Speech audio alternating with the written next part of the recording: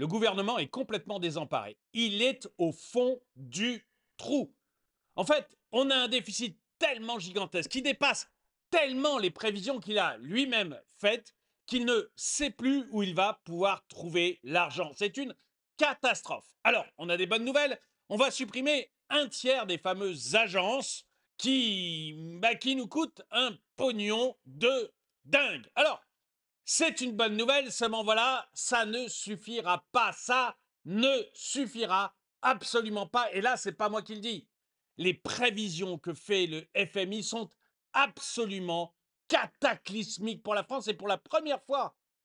Le FMI remonte les bretelles de la France. C'est la première fois, généralement, c'est réservé à la Grèce, c'est réservé à l'Argentine d'avant Milei, c'est réservé aux économies qui s'effondrent. Et là, ça y est, le FMI tire la sonnette d'alarme et vraiment nous remonte les bretelles bien comme il faut en montrant que les plans du gouvernement sont totalement farfelus. Et du coup, le gouvernement est en train de chercher de l'argent partout. Vous allez voir des exemples. Alors, partout, quand je dis partout, c'est dans vos poches. Vous allez voir les exemples, mais c'est du délire. C'est du véritable délire. On ressort des vieilles taxes que croyez enterrées. On essaye de piquer de l'argent à absolument tout le monde. Des jeunes aux retraités, tout le monde va passer au tourniquet. Bref, on va voir les plans que le gouvernement a, les remontrances que l'on a et pourquoi ça ne suffira pas. Et puis on verra enfin, qu'effectivement le gouvernement essaye de tondre absolument toute la population et surtout, je vous montrerai comment certains font pour ne pas se faire tondre. Bonjour et bienvenue dans cette nouvelle vidéo de DME en direct. Comme toujours, si vous n'êtes pas abonné, je vous suggère de le faire et de cliquer sur la cloche pour être prévenu lorsque je sors une nouvelle vidéo. On va démarrer très rapidement. J'ai vu que j'ai fait une intro énorme. Mais vous savez, j'ai l'impression, moi, qu'il y a une véritable panique au gouvernement. Une véritable panique. La preuve en est que pour la première fois, ils commencent à tailler dans leurs dépenses à eux, ou du moins à nous faire croire qu'ils veulent tailler dans leurs dépenses à eux. On l'a notamment avec Amélie de Montchalin qui nous a annoncé qu'un tiers des agences des opérateurs d'État, excusez-moi, j'agrandis un peu pour que ça soit bien visible pour tout le monde, et surtout pour moi, mes petits yeux, pardon, mes petits yeux de vieux, budget, un tiers des agences des opérateurs d'État vont être fusionnés ou supprimés d'ici la fin de l'année, annonce Amélie de Montchalin. Alors, elle n'est pas rentrée dans le détail. Hein. Vous savez qu'il y a 1200 agences qui nous coûtent un pognon, mais incroyable. Hein, c'est plus de 80 milliards, c'est des sommes gigantesques. Et pour la plupart, on ne sait même plus ce qu'elles font. Alors, elle annonce, Amélie de Montchalin, qu'on va en supprimer un tiers. Le problème, c'est est-ce que ça va aller avec la suppression des personnels ou c'est juste on va regrouper, vous savez, c'est comme quand on a regroupé les régions. On vous a dit, on va diviser par 2 le nombre de régions. Donc, c'est super, ça va être des économies. Pas du tout. On a regardé, moi j'habitais à l'époque à Clermont-Ferrand, donc il y avait la région centre qui allait fusionner, la région Auvergne, pardon, qui allait fusionner avec la région Rhône-Alpes. Ils ont fusionné. Résultat, 2 hôtels de région. Celui de Clermont-Ferrand est resté à Clermont-Ferrand. On a gardé celui de Lyon à Lyon. Les mêmes fonctionnaires aux 2 endroits. Et ça, exactement les mêmes sont restés au même truc. Et on a juste rien diminué du tout comme dépense. C'est exactement la même chose, sauf qu'on a 2 hôtels de région. On appelle ça une seule région. Voilà. Donc en fait, voilà, la suppression de tout ça, les fusions et suppressions des agences et des opérateurs d'État, pour l'instant, c'est pas clair. Est-ce qu'ils vont réellement faire des économies ou est-ce que c'est de la poudre aux yeux? On ne sait pas trop. On ne sait pas trop. Et quelqu'un a demandé, alors je ne vous fais pas écouter Amélie de Montchalin, hein, vous avez le lien dans la description si vous voulez l'écouter, mais c'est long comme interview, donc je n'ai pas voulu la mettre. Et puis, c'est du vrai langage de fonctionnaire, donc j'ai pas trouvé ça très, très palpitant. Mais ce qui m'intéressait là, c'est que quelqu'un a demandé à Grok de résumer les annonces faites par le ministre. Vous savez, Grok, c'est l'IA de X. La ministre Amélie de Montchalin a annoncé le 27 avril sur CNews la fusion ou suppression d'un tiers des agences d'État hors université pour réduire les dépenses publiques. Ce plan s'inscrit dans une stratégie visant à couper 32 milliards d'euros de dépenses et augmenter les impôts de 21 milliards en 2025. Donc il va quand même y avoir une augmentation d'impôts de 21 milliards. Hein. Mais vous allez voir. Tac. La plus grande réduction en 25 ans. L'objectif est un déficit de 4,6 d'ici 2026, nécessitant 40 milliards d'euros d'efforts. D'autres mesures incluent la baisse de 5% du budget des agences, la lutte contre les fraudes et la suppression de 50 niches fiscales. Des inquiétudes, comme des pertes d'emploi et des perturbations de services, pourraient émerger, mais les détails manquent. Bref, on ne sait pas trop vraiment comment ils vont faire.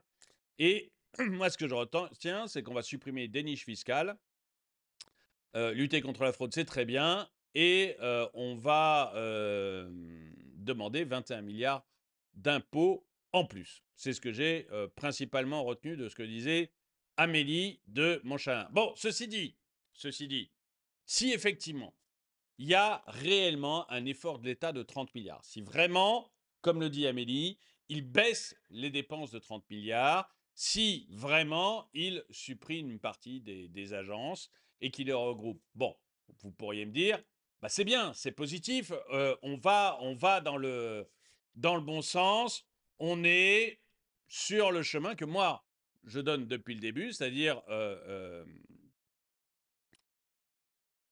supprimer l'ensemble. Moi, je suis pour supprimer l'ensemble des agences. Donc, on pourrait se dire, voilà, ça va dans le bon sens, on en supprime un tiers. Bravo, on va y arriver. Sauf que ça suffira même pas. C'est ça le truc. C'est que un tiers des agences, même si Amélie et François Bayrou utilisent la tronçonneuse pour supprimer un tiers des agences, et donc se séparent complètement, disent, allez hop, toi, t'es dehors, c'est fermé, on a fermé ton agence, on ne garde pas les salariés, on garde rien, on garde même pas les bureaux, on vend tout. On ne s'occupe plus de rien. Même si on fait ça, on n'y arrive pas. C'est-à-dire que ça ne suffira pas. Et c'est pas moi qui dis que ça ne suffira pas. C'est pas moi, c'est le FMI. Rappelez-vous, Amélie de Montchalin, excusez-moi, je le remets tout de suite, mais Amélie de Montchalin nous dit notre but, c'est d'arriver à 4,6% de déficit public en 2026. Donc l'année prochaine. Cette année, c'est filmé. On sera au-dessus de 5. C'est filmé. Donc, en 2026, on arrivera à 4,6% de déficit public. Et pour ça, on va augmenter les impôts et on va supprimer un tiers des agences d'État. On va essayer de faire des grosses économies. Ça ne suffira pas. Et le FMI, lui, nous dit 6%. Le FMI prévoit une aggravation du déficit français pour les années à venir, très loin des projections gouvernementales. Plus de 6% de déficit par an sont attendus de 2026 à 2030. 6 par an. C'est-à-dire que le FMI ne croit pas une seconde, que le gouvernement va réussir à baisser ses dépenses. Et vous allez voir, ça va avoir une conséquence directe sur vous. Mais directe. Je vous la montrerai tout à l'heure, parce que le gouvernement lui-même sait bien que ça ne suffira pas. Ils savent très, très bien que ça ne suffira pas. Ils sont obligés d'avoir un discours de gens qui gouvernent et de gens qui maîtrisent. Mais ils savent très bien qu'ils ne maîtrisent absolument pas et que ça ne suffira pas et ça va avoir des conséquences pour vous.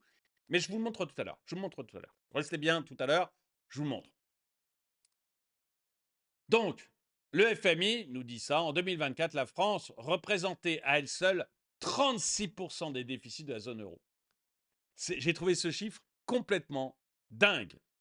Donc, vous avez là, en noir, vous avez notre déficit. En jaune, ce que nous dit le gouvernement, les objectifs du gouvernement. On va baisser notre déficit petit à petit. Et en rouge, les prévisions du FMI. Et le FMI dit, mais pas du tout. Pas du tout. votre déficit, non seulement il baisse pas, mais il augmente tranquillement tous les ans jusqu'à 2030. Vous voyez un peu l'écart entre ce que nous dit le gouvernement et la trajectoire que nous donne le FMI. Je crois que le gouvernement n'y croit pas lui-même. Il faut être clair, hein, je crois que le gouvernement n'y croit pas lui-même et qu'il nous raconte ça pour essayer de nous rassurer, pour que les gens n'agissent pas et se retrouvent piégés, en fait. Regardez ce que dit Philippe Erlin. Scénario noir, le FMI anticipe une aggravation du déficit français, 6,1% du PIB au lieu de 3,4% en 2028. Évidemment, il y a zéro réforme structurelle. Les salaires des fonctionnaires ont augmenté de 6,7% en 2024. Bientôt la faillite. Oui, il faut savoir que les salaires des fonctionnaires, en fait, on a eu de l'inflation en 2024. OK, mais l'inflation 2024, il me semble qu'elle est à 2, quelque chose. Hein, l'inflation calculée par l'INSEE. Donc, la logique, ça serait de dire, on augmente l'inflation. Pardon, l'inflation augmente 2,4. On augmente les fonctionnaires de 2,4% pour qu'ils n'aient pas une perte de pouvoir d'achat. Mais là, c'est pas ce qu'on a fait. Là, on l'a triplé. Les gars ont eu leur revenus augmenté 3 fois plus vite que l'inflation. À un moment, on est dans des déficits abyssaux. C'est totalement délirant. Mais c'est vraiment totalement délirant. Bientôt, la faillite. Et François Herlin vous conseille d'acheter du Bitcoin et de l'or. Alors moi, je ne suis pas du tout Bitcoin. Hein, vous savez, toutes les cryptos, c'est pas du tout mon truc. J'ai peut-être tort, mais c'est pas du tout mon truc. L'or, oui, je pense que c'est pas bête d'avoir d'acheter un petit peu d'or physique, hein, d'acheter un petit peu d'or physique et de le mettre dans un coin de son jardin tranquillement. Et l'autre chose, à mon avis, qui me semble très intéressante en ce moment et qu'il faut vraiment regarder en ce moment, ce sont les obligations et notamment les obligations qui ont un gros coupon. Vous savez que l'or, c'est bien, mais l'or, ça vous verse rien, quoi. L'or, c'est de l'argent que vous enterrez dans un jardin, et puis voilà, vous espérez que ça va continuer à monter. Les obligations, au moins, elles vous versent de l'argent tous les ans, donc c'est pas mal. Et notamment, moi, j'ai ces obligations-là que j'aime bien. Alors, c'est chez Freedom 24, hein, Freedom 24 sponsorise la vidéo, hein, pour être clair, mais il propose aussi quelque chose que je trouve pas mal du tout, c'est de vous permettre d'acheter des obligations notées B+, et plus. Donc, vous avez du B+, et puis vous avez toutes les notes supérieures aussi. Et ce que l'on voit, c'est que vous pouvez acheter des obligations donc d'État. Alors là, c'est la Roumanie. Je ne sais pas ce que vaut la Roumanie, ça chacun son truc. Mais vous avez aussi des obligations de grandes entreprises. Par exemple, vous avez Prudential, qui est une entreprise anglaise d'assurance, qui est une très très grosse entreprise d'assurance, qui vous verse un rendement de 5,94%.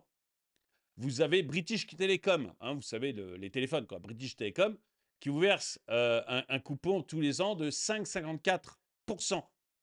Vous avez Boeing, qui verse du 6-10%. Là, on est plutôt sur les États-Unis. Ça, vous l'avez, voilà, Prudential, British Telecom, c'est à partir de 1 000 euros, vous pouvez acheter ce genre d'obligations. Et c'est bien parce qu'avant, les gens n'achetaient pas tellement d'obligations parce qu'il fallait acheter des grosses masses d'obligations, on n'avait pas assez d'argent. Là, ce qui est pas mal avec Freedom 24, c'est que vous pouvez l'avoir à partir de 1 000 euros, donc c'est pas mal. Boeing, c'est à partir de 2 000 dollars. Mais enfin, chez Freedom 24, vous pouvez changer vos euros en dollars, ça vous prend un quart de seconde, donc c'est hyper facile. Ou vos euros en livres sterling, ça vous prend un quart de seconde aussi. Donc c'est quand même très, très, très facile de changer son argent. Ouvrir un compte aussi, hein, Freedom 24, vous cliquez sur le lien que j'ai mis dans la description de la vidéo, vous arrivez sur Freedom 24 et on va vous demander, pour ouvrir votre compte, on va vous demander quoi? Un papier d'identité, un selfie et une facture à votre nom. Et généralement, c'est validé après 15 minutes. Si vous avez donné ça, c'est validé. Et sinon, c'est validé très rapidement dans la journée, votre compte, et vous pouvez commencer à investir. J'ai fait une vidéo spéciale investissement chez Freedom 24. Je vous mets un lien, puis vous irez voir comment on fait pour ouvrir un compte et pour investir chez Freedom 24 si vous voulez. Vous voyez, des obligations HP, qui est une grosse Hewlett Packard, vous connaissez HP, entreprise américaine, 5,93%, et vous pouvez en acheter à partir de 2000 $, 5,93% par an. EDF, là, pour le coup, on est sur de la bonne entreprise française, 6,19% par an. L'obligation d'EDF, elle vous donne du 6,19% par an. Bon, après, vous avez le Mexique, vous avez le Brésil, vous avez Petrobras, qui est un pétrolier brésilien, très très gros pétrolier, c'est l'équivalent de Total, quoi. Petrobras, 6,92%. Ford vous donne du 6,94%. Intel, du 6,16%. De nouveau EDF avec une autre maturité, 5,58%.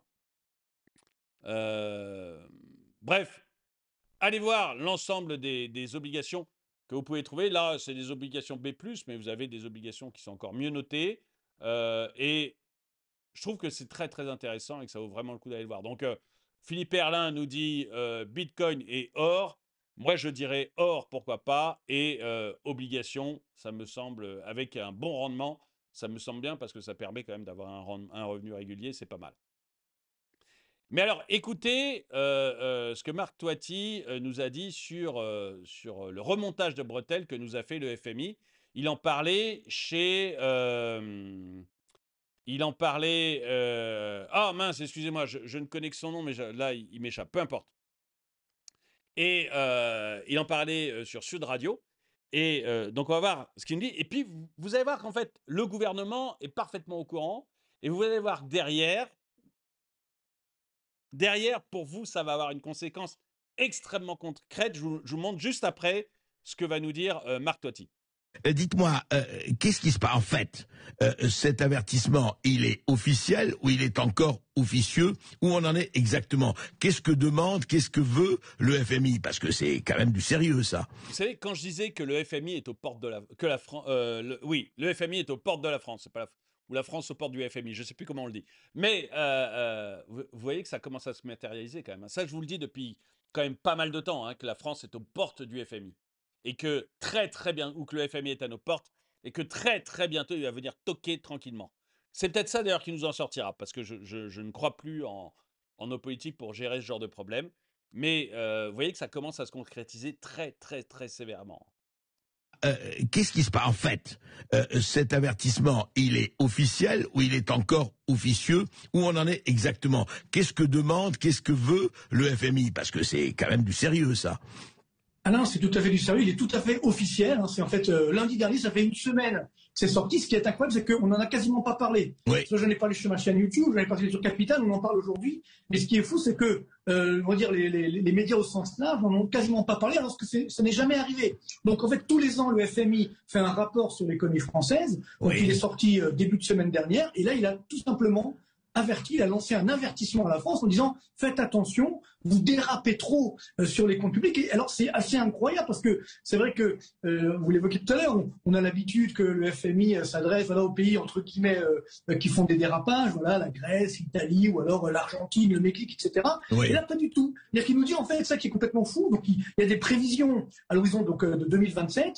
Il nous dit qu'en fait que si on continue comme ça, si la France continue son quoi qu'il en coûte et surtout son dérapage budgétaire, eh bien on va faire, tenez-vous bien, pire que l'Italie, pire que l'Espagne, pire que le Portugal. C'est-à-dire qu'on va être dernier en termes de déficit extérieur, donc le plus grave déficit extérieur, public pardon, Oui. de la zone euro. Et donc là, évidemment, ça c'est incroyable. Mais Vous voyez que, enfin, faut être clair, on est quand même très, très, très mal. C'est impressionnant. Vous avez un gouvernement qui dit non, mais on va être sérieux sur les comptes publics, on va diminuer d'un tiers le nombre d'agences. Et vous avez FMI qui dit non, non, mais ça suffira pas. Non seulement vous n'êtes pas sérieux, non seulement vous dérapez, mais vous allez tout droit, mais tout droit dans le mur, nous dit le FMI. Et du coup, l'État se met à chercher de l'argent absolument partout. Mais partout. il va vous faire les poches. Et quand je dis qu'il va vous faire les poches, vous allez voir qu'il va faire les poches de toutes les catégories sociales, en commençant par les étudiants et les jeunes, jusqu'aux retraités. J'ai failli faire tomber ma tasse tellement j'étais énervé. Mais jusqu'aux retraités. Il va vous faire les poches. C'est impressionnant. Je vais vous montrer. On va commencer avec les retraités. On va commencer avec les retraités parce qu'on en parle beaucoup. C'est le fameux abattement des 10%. Hein, les 10% se dit, bon, tiens, on va essayer, on cherche 40 milliards pour 2026, et même 40 milliards, ça ne suffira pas, nous dit le FMI, mais du coup, le gouvernement se dit, tiens, on pourrait peut-être essayer de supprimer l'abattement de 10% sur les retraités. La mesure a été créée en 1978 pour améliorer les retraites des plus modestes. 10% d'abattement supplémentaire, ce n'est pas rien. Un retraité qui touche 1 500 € de pension et qui n'est pas imposable actuellement se retrouvera à payer 272 € d'impôt par an. Et puis, cet abattement concerne aussi les pensions versées aux handicapés, les pensions alimentaires, les rentes en cas de divorce. D'ailleurs, l'UNSA, qui défend les intérêts des retraités, estime que 8 millions de retraités seraient touchés, soit 1 sur 2 en France. Le gouvernement oublie peut-être que la mutuelle... 8 millions de retraités vont être touchés si la mesure est prise, quoi. 8 millions de retraités. Soit 1 sur 2 en France. Le gouvernement oublie peut-être que la mutuelle santé coûte aussi de plus en plus cher et que les retraités la payent intégralement. Ils ont donc besoin de cette... La mesure a été créée en 10...